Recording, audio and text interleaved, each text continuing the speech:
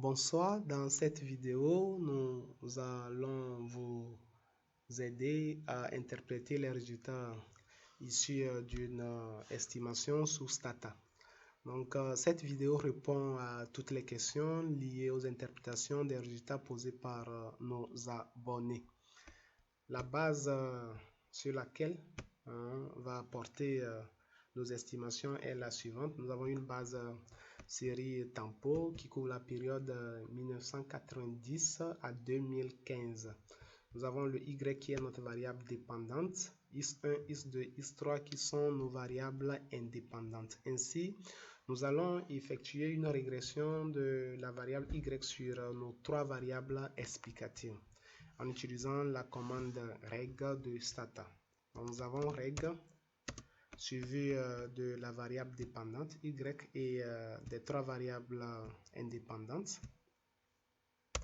Nous avons les résultats de notre estimation et nous rappelons que cette vidéo va vous permettre de maîtriser les interprétations des résultats issus des estimations sous Stata. Nous avons le premier tableau du résultat, le premier tableau qui permet de mesurer la qualité de prédiction du modèle. Nous avons par exemple la somme des carrés expliqués qui est égale à 2,96 et 296,48. Nous avons la somme des carrés résiduels qui est égale à 490,72. Nous avons la somme totale des carrés qui est égale à 787,21. Nous avons le 3 qui est le total de nos variables explicatives. Nous avons le degré de liberté qui est égal à 22, soit n-k-1. Le n qui est le nombre d'observations qui est égal à 26, moins k. Le k c'est le nombre de variables explicatives, 3. Donc quand on fait 26 moins 3, nous aurons 23. Maintenant quand on va faire moins 1, nous allons retrouver les 22 qui sont là. Le total est égal à 25. Nous avons ici la moyenne des carrés expliqués qui est égale à 98,82. La moyenne des carrés résiduels qui est égale à 22,30 et le total est là. Nous avons ici la racine carrée de la moyenne des carrés des erreurs, le root mean square error. Et jusqu'à on prend la racine carrée de la valeur 22,30, nous allons retrouver les 4,72. Nous avons ici la statistique de Fisher qui permet de voir si le modèle est globalement significatif. Nous avons et l'hypothèse nulle est que le modèle n'est pas globalement significatif.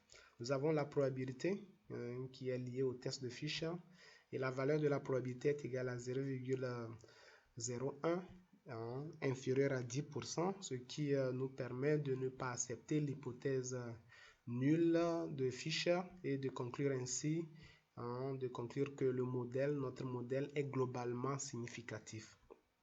Nous avons le R carré qui est égal à 0,3766, soit 37,66%. Et on peut conclure en disant que quoi? Que 37,66% de la variabilité de notre variable dépendante Y est expliquée par nos trois variables explicatives. Nous avons le R carré ajusté qui est égal à 0,29 qui n'est pas affecté par l'ajout de nouvelles variables dans le modèle. Donc le R carré ajusté est préféré au R carré simple. Nous avons la dernière partie du tableau dans lequel vous allez retrouver les coefficients estimés.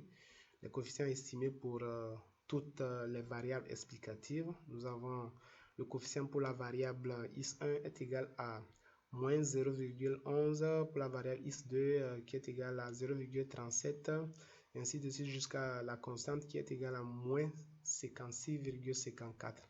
Nous avons les écarts types estimés de ces coefficients, les écarts types estimés.